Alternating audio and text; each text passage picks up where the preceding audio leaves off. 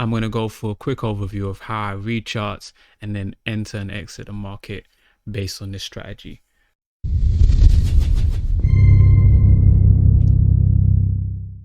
Let's get into it. First objective, always start with the highest time frame, and we're looking at the monthly here for Ethereum. Now, it doesn't matter what instrument you're looking at. It could be commodities, Forex, or cryptocurrency. This strategy applies to all of them. It can all be used with a few key adaptations. And the main reason that it applies to them is because price action is what underpins the strategy, and all price action is the buying and selling of individuals and institutions. So you're playing against people's fear and greed, and you're trying to just pick your spots, when to get in, when to get out. My chart is mostly naked, but I do use a few indicators. You've got 50 EMA, 20 EMA, and stochastics, where I'm looking to see if price is oversold or overbought. It's not the crux of the strategy, but as I said, it's just a confluence. So if price comes down and I'm looking at a good entry, I'm like, okay, oh, plus we're oversold and there's a bit of divergence, those things are on my side. Always read the charts from left to right. We don't look at this current candle here that's ticking and talking, making you sweat, thinking price is doing this and it's doing that. No, we look at what price has done in the past, even though it may not do the same thing again. It's just, this is the history that we have to work off, where we base our bias on what's happened in the past. Are there any zones, resistance, support, supply, demand, all of that good stuff? We use this to tell us where we are, and then these candles that are currently forming kind of fall into that play, and we just look at the picture, as a whole rather than individual pieces. Your third objective is identifying the trend, if there is any. So with the chart, it's either going to be in one of three situations: uptrending, downtrending, or sideways, aka consolidation. Now, the easiest way to draw out the trend is by marking out the higher highs and then the higher lows that come with that. On this chart, there isn't a really good representation of an uptrend, as it's just quite a bullish expansive move rather than an actual trend, but I will show you how it looks on gold. We've got nice kind of strong downtrend forming. So we've got our highs here, and then I like to see at least two opposing candles in the opposite direction. So if we're going down, I want to see two green candles taking the price up before we can say, yeah, that's a high. So we come down again, and then we've got at least two candles, there's a high, at least two green candles, come back, at least two green, come back, and then we rise up again. And this trend, even though it's coming up and it's not pretty, it's still not taking out any of these previous highs. These previous highs are going to be what's holding down this trend, and they're telling us, yeah, this is where we kind of mark it out from. And you'll see many traders will do things like, drawing a trend line. And once that trend line is broken, that's when you're going to say, yeah, okay, this trend is over. And it's the same kind of concept. We've got our highs, and they just keep getting lower and lower. And then we also mark out swing lows. So same pattern, at least two opposing candles. I'm not going to draw them all out, but you can see the lows just get lower. This one is almost equal pretty much, but here we just get lower and lower. And then your highs just get lower and lower and lower. So in this whole section here, you really don't want to be a buyer. You're kind of looking at, it's a downtrend.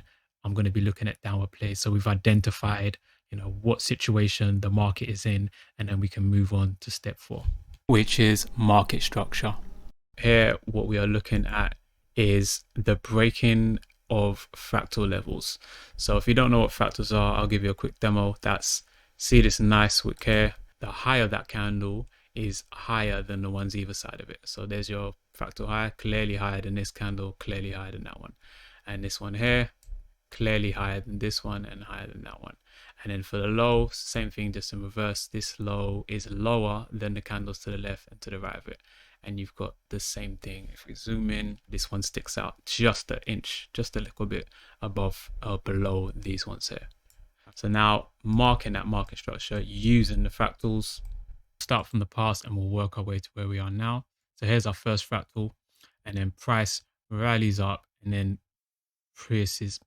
rallies up and then breaks through it with this candle here. So I don't consider these candles a break. And if you zoom in, you'll see a wick doesn't count, because what this actually tells us is that price is failing to close above this level. So we just call that a failed swing high, which is sometimes a strong reversal signal Obviously, it didn't work out in this section, but there has to be other elements in play. So we had this price coming up, and we knew that this failed swing high probably wouldn't work because, we have made consecutive higher lows. So it's always good to keep everything in context as you draw your market structure out. But once we got this, here we close above it, this fractal is now done. So we move on to the next one. And it's just basically, as I said, the candlestick that is higher than the ones to the left and the right of it. And then here, we also put in our lows. So this is lower than the candles either side of it. So we've got this one. Let's zoom in so you can see it clearer. There you go. Okay. And you just rinse and repeat that. You just keep moving up with the structure.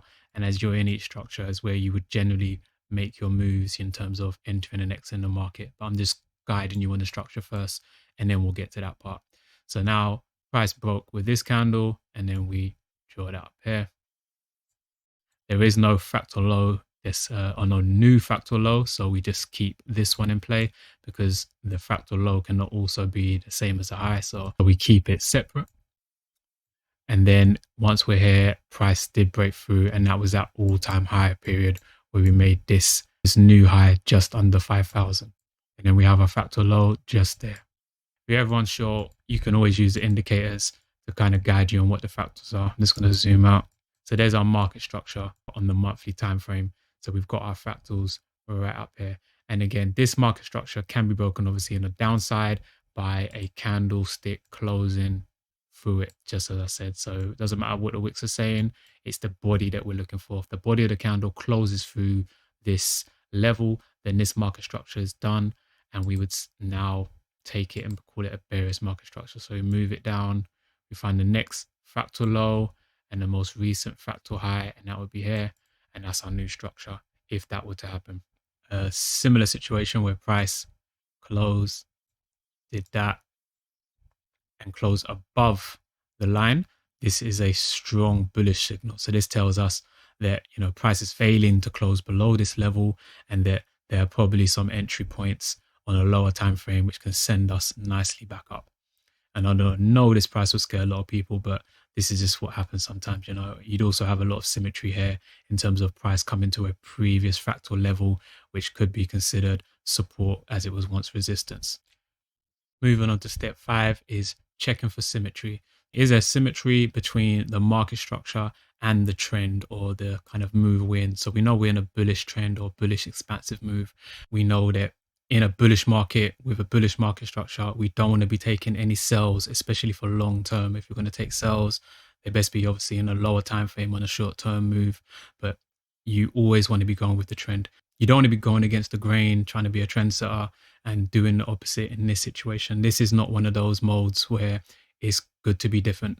Generally, you want to follow the big money, and the big money is going to move these candles. They're the ones that's making these big, wide moves. It's always about trying to find what the big money is doing, and they are moving the market up. So when price comes down and makes a pullback, that's where you want to be looking for your buys.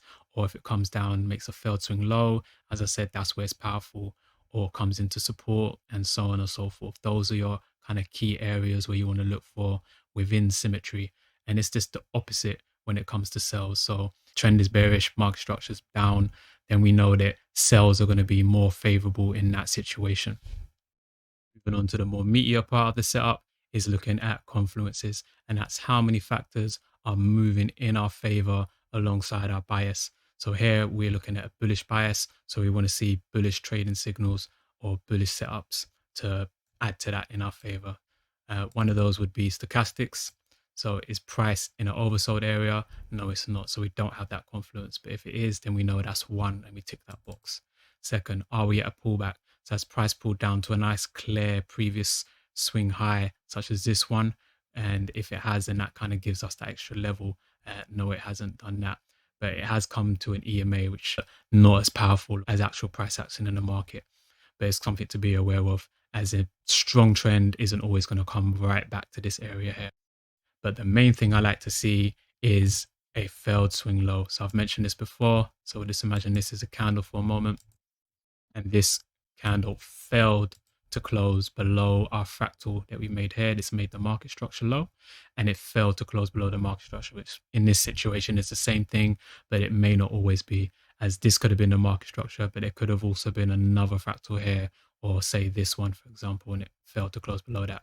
But just going with this, it failed to close below this level. This is a very powerful signal, which kind of tells us on a lower time frame we can possibly spot an entry. And for the monthly, our lower time frame would be the weekly or the daily. And in that time frame, we draw a demand zone. We look to see price re-enter, and that's where we take our buys and most likely see price take off. But because this candle obviously doesn't exist, I'll just show you how to draw that on this time frame for now, and then we'll move down later. So in any time frame, demand zones are made. There's many different ways people draw them, but how I draw them is when price breaks a fractal, the leading opposing candle is the one that I consider to be that demand zone, where the institutional buyers, as I mentioned earlier, where the institutions are placing their orders. So this candle right here, just closing on that, is that key candle where we expect, it's never guaranteed, but based on the price action, we expect institutions to have their orders in this area. So they've sent the market up. They've said it's most likely we want to go higher because we're breaking these levels and creating new ones. And then price comes back down to collect all the prices, all the orders for their buddies. That's what you want to be. You want to be jumping in with them. So that, okay, yeah, I'm on this move as well. I'm going to make my entry here. And then I'm going to have my stops at these levels here. So your stop is always going to be at the bottom of that demand zone. And this is why this is a long-term play, because that's a huge stop right there. You're looking at a lot of, pips, like over $1,000. And then your targets are obviously the previous highs there. So still a pretty good, 1 to 5 ratio. That's excellent. I don't always need a 10x, but we obviously know long-term price could go higher. But this is how you have the basic setup on any time frame.